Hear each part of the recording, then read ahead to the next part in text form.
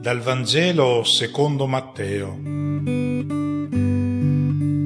In quel tempo Gesù disse: «Chi ama padre o madre più di me non è degno di me. Chi ama figlio o figlia più di me non è degno di me.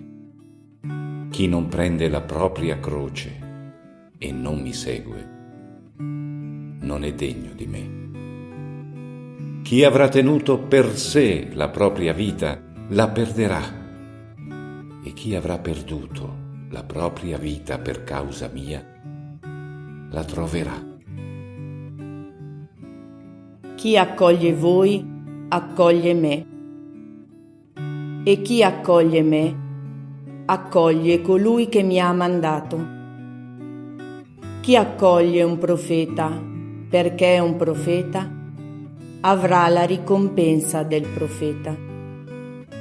E chi accoglie un giusto perché è un giusto, avrà la ricompensa del giusto. Chi avrà dato da bere anche un solo bicchiere d'acqua fresca a uno di questi piccoli perché è un discepolo, vi assicuro, non perderà la sua ricompensa.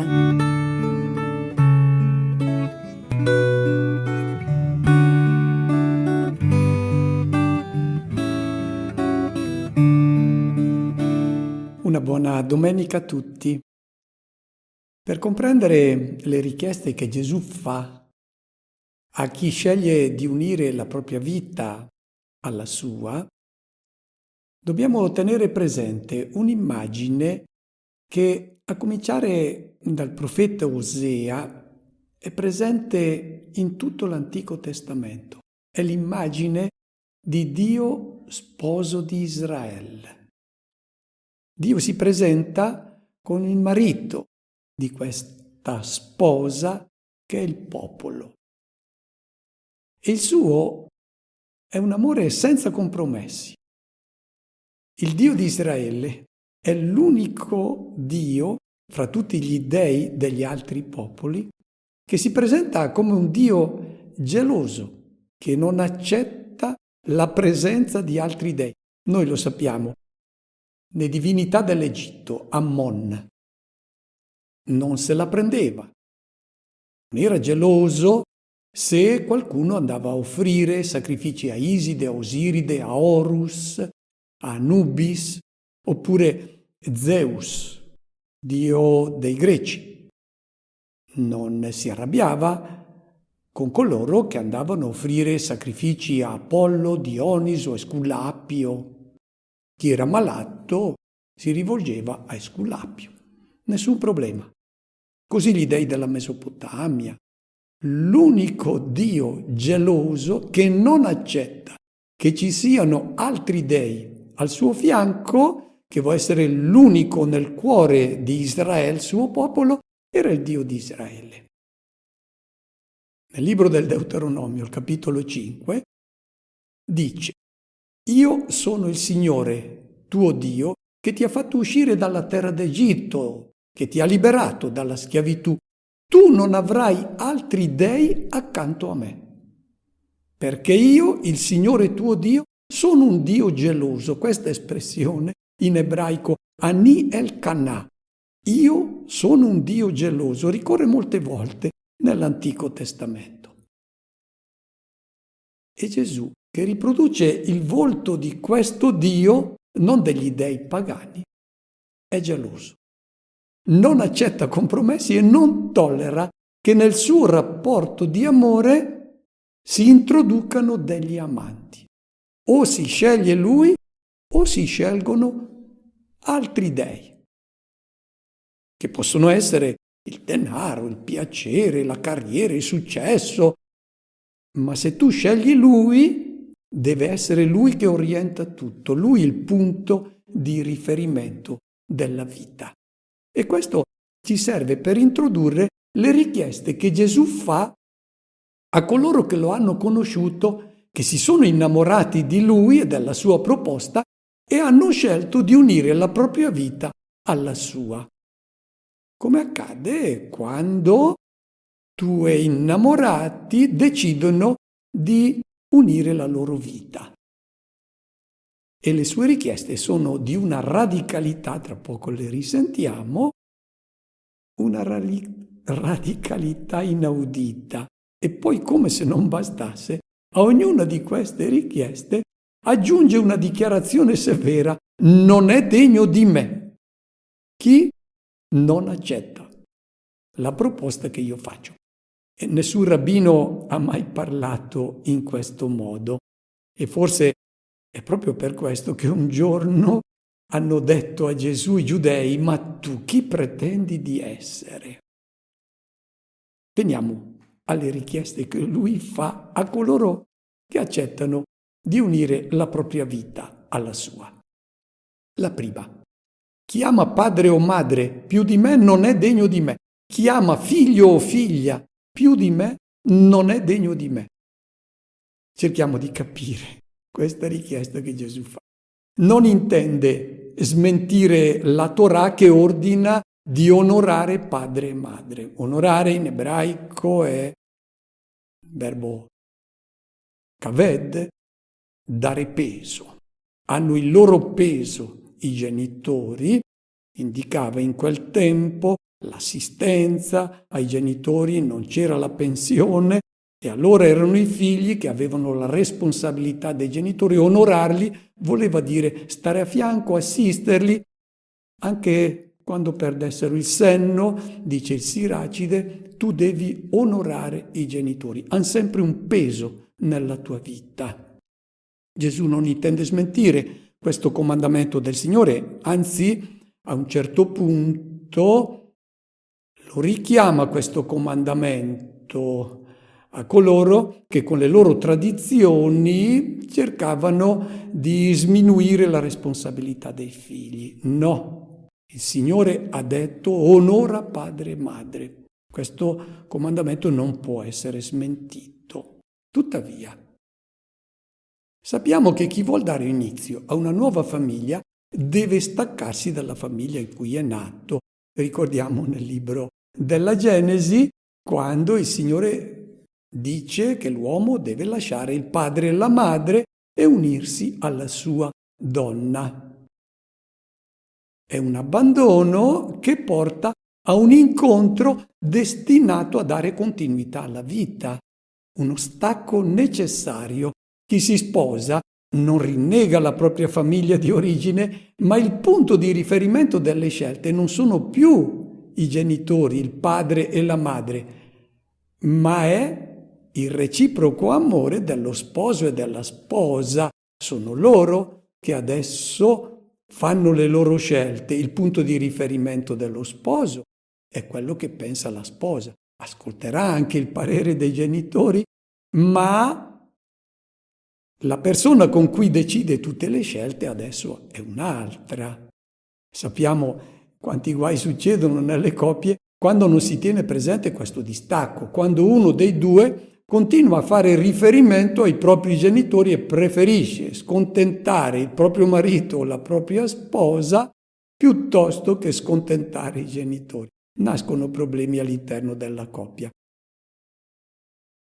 Al mio paese dicono che quando due si sposano devono andare ad abitare in un luogo dal quale non si veda il fumo della casa dei genitori e dei suoceri, proprio per evitare che le scelte vengano fatte in un modo condizionato dalla famiglia d'origine.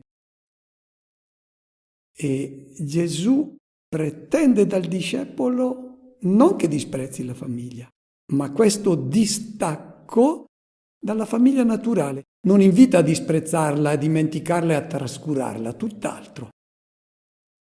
Gesù intende dire che chi incontra Lui cambia punto di riferimento di tutte le proprie scelte. Nulla e nessuno gli può essere anteposto. Adesso è Lui che decide le scelte della vita. O ci stai o non ci stai.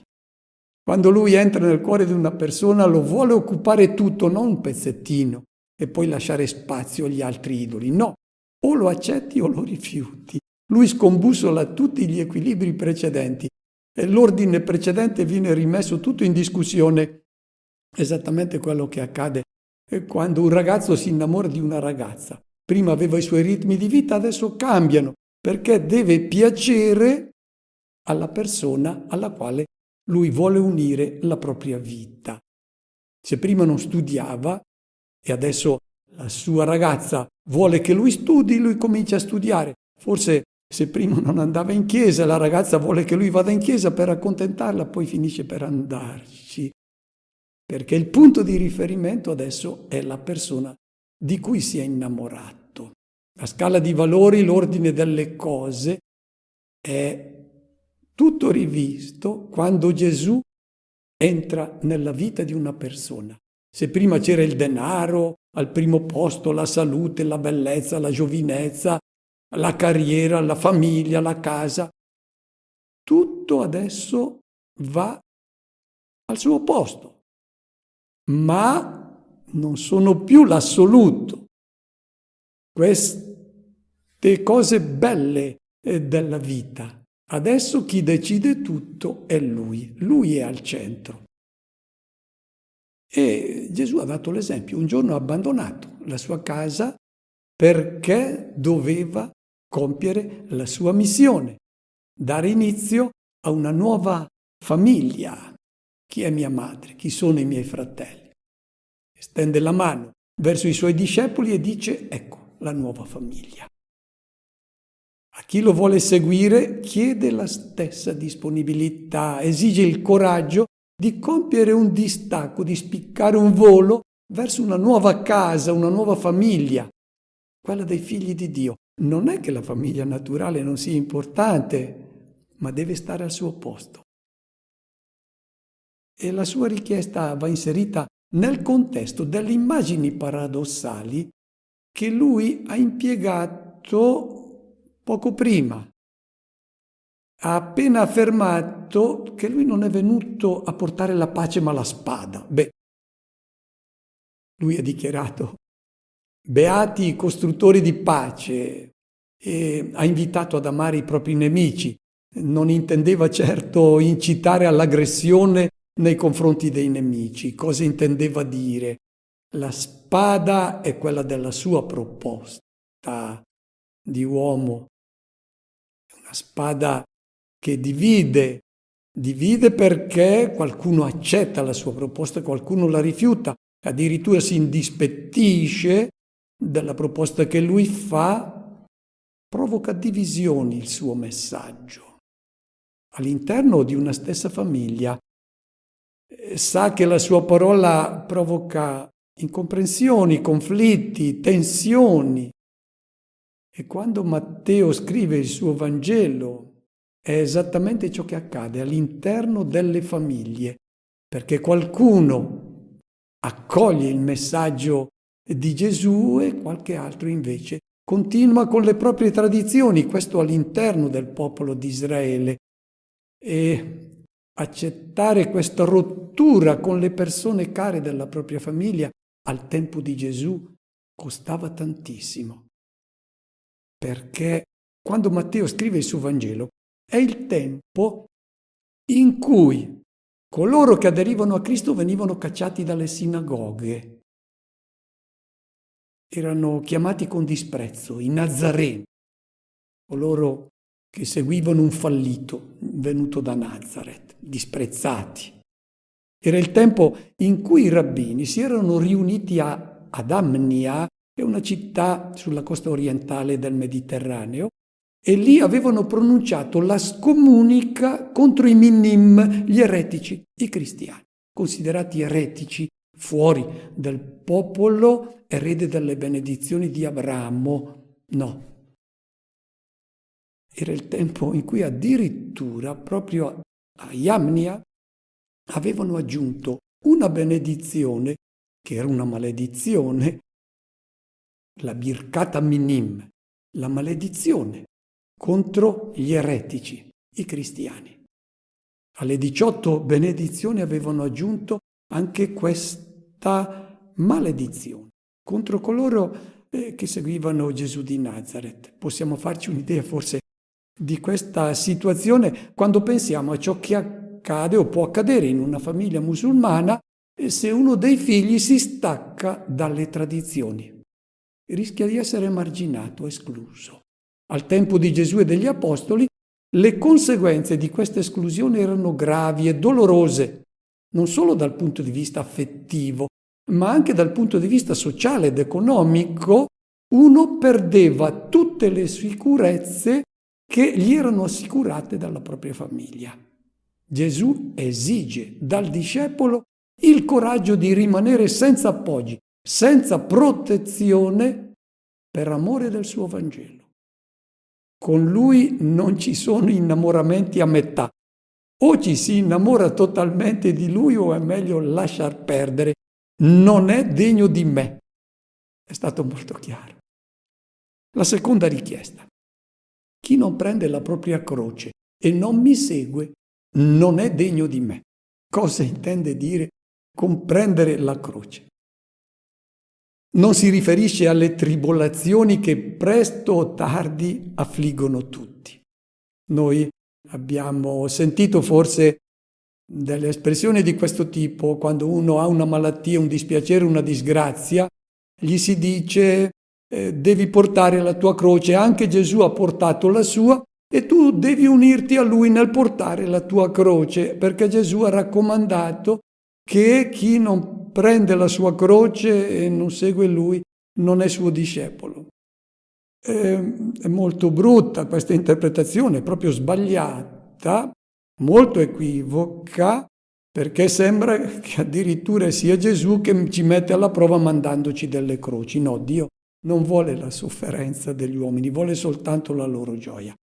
E cosa intende dire Gesù? Perché se fosse questa l'interpretazione non occorreva Gesù che venisse a raccomandare la pazienza. Questa è la nostra saggezza umana che ci dice: sopporta quelle avversità che devi affrontare nella vita, è normale che accadano, cerca di affrontarle con coraggio. Finita lì, non c'entra. Quello che Gesù sta dicendo è ben altro. La croce di cui Gesù parla non è un incidente, è una scelta che devi fare, prendere la croce. Anche se non hai nessuna disgrazia, tu devi prendere la croce, devi abbracciarla. Non dice di sopportare pazientemente quel che ti capita. Devi prenderla la croce, devi farla tua. Che cos'è questa croce? È il dono della vita. È il rendersi disponibile al servizio del fratello. Anche se è un tuo nemico, anche se ti ha fatto dei torti, tu devi essere disponibile a donare la tua vita per lui, perché lui possa essere felice nella gioia. Quando ha bisogno di te, tu devi essere pronto a servirlo. Questa è la croce che devi abbracciare. E basta sostituire la parola amore alla parola croce. E noi capiamo che cosa significa prendere la croce, fare la scelta dell'amore insieme con lui. Altrimenti non sei degno di lui.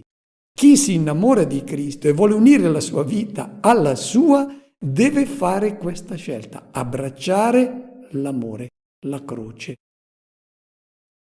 È la scelta di chi ha capito che la vera gioia la si prova in ogni momento in cui si riesce a far sorridere qualcuno. Questo è abbracciare la croce. Poi la seconda parte del brano. Chi accoglie voi accoglie me, chi accoglie me accoglie colui che mi ha mandato. Dicevano i rabbini del tempo di Gesù che l'inviato di un uomo è come l'uomo stesso. Gesù impiega proprio questa immagine. Chi accoglie voi, che incarnate la proposta di uomo che io ho fatto, accoglie me. E chi accoglie me, accoglie la proposta di vita, la proposta di uomo, che è quella del Padre. E In questo contesto introduce la figura del profeta. Colui che porta avanti il suo messaggio è il profeta.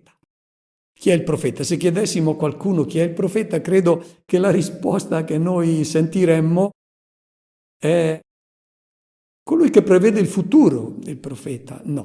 Il profeta viene dal verbo greco profemi, che non vuol dire prevedere il futuro, vuol dire parlare in nome di un altro, al posto di qualcuno.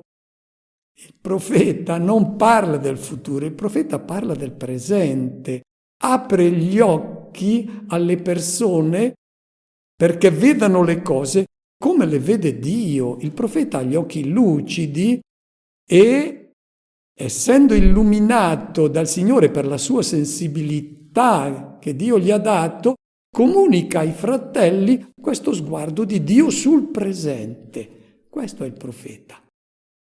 E Dio difatti non si rivolge all'uomo. C'è il testo del Deuteronomio al capitolo 18 in cui vengono condannati tutti gli altri modi per conoscere il volere del Signore.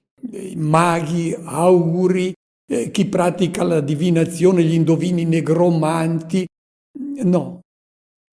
Sono tutte condannate queste maniere di ricercare il pensiero di Dio.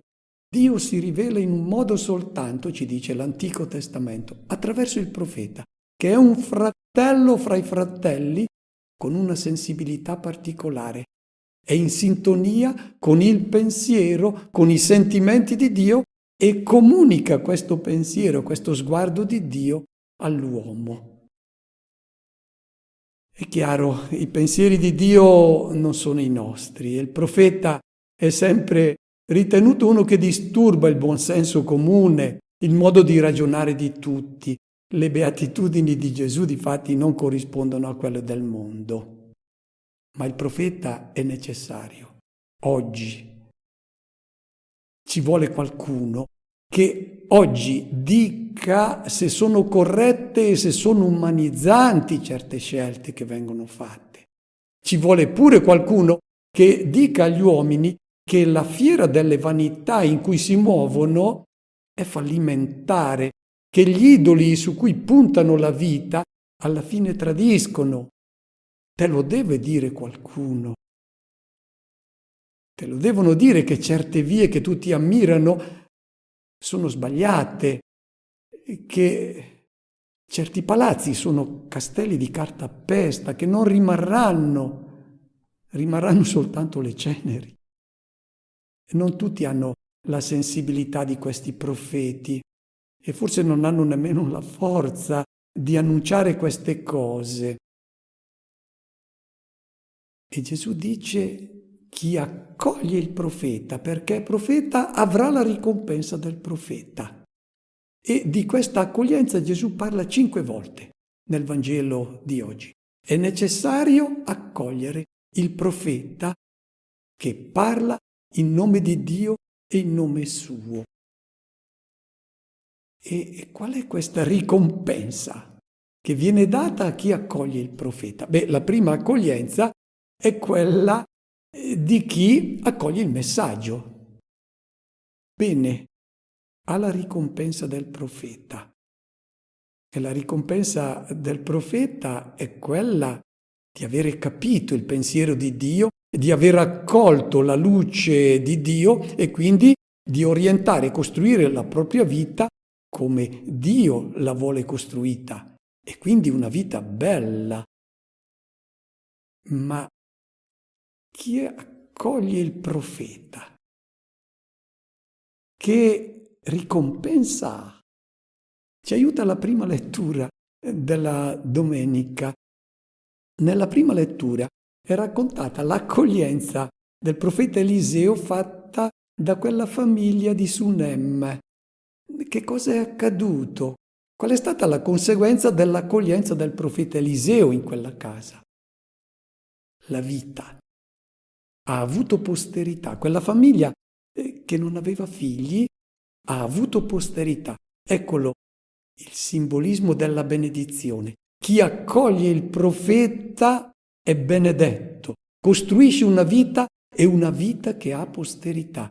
E chi non accoglie il profeta non costruisce una vita, viene cancellato dalla storia che rimane, perché è solo apparenza quella vita, è come pulla, non grano, pulla che viene spazzata via. Ecco,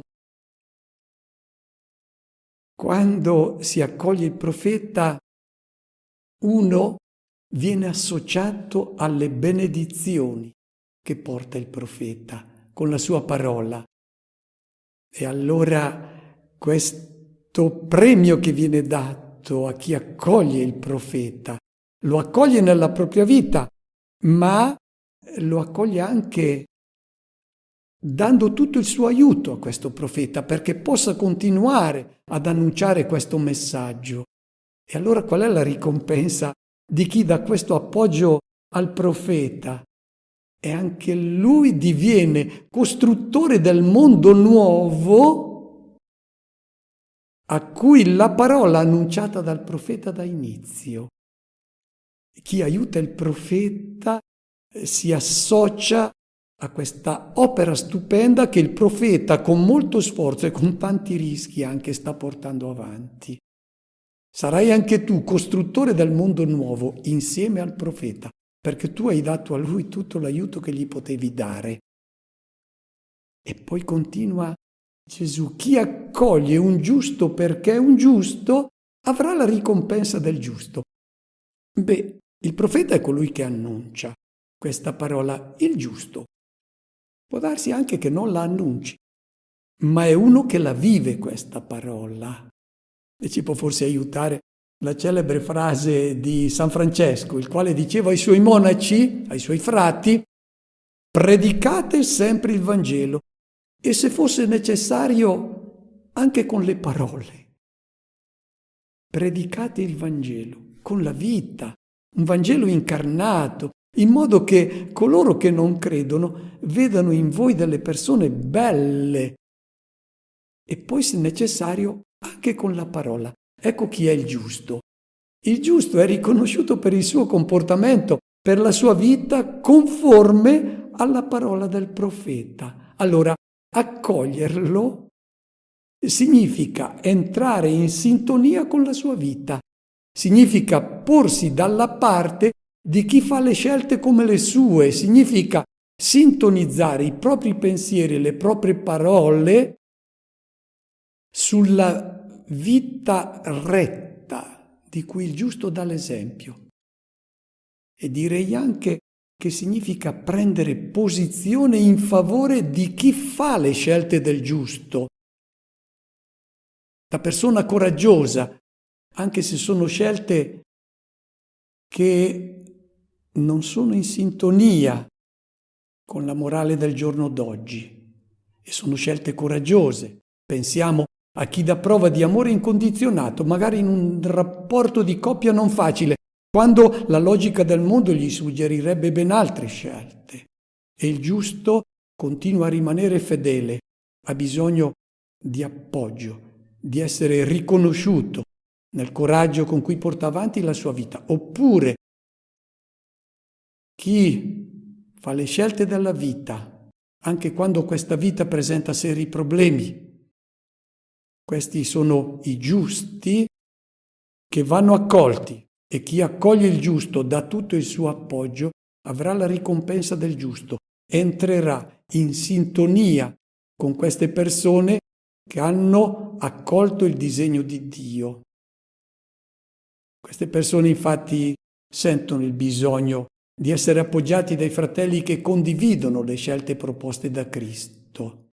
Saranno costoro dei testimoni del mondo nuovo, insieme con il giusto. E poi l'ultima frase di Gesù che conosciamo e ricordiamo tutti bene. Basterà dare anche solo un bicchiere d'acqua al discepolo che sta portando avanti il mondo nuovo. Anche questo bicchiere d'acqua avrà il suo significato nella costruzione di questo mondo nuovo. Sarà un piccolo contributo, ma non rimarrà senza ricompensa. Auguro a tutti una buona domenica e una buona settimana.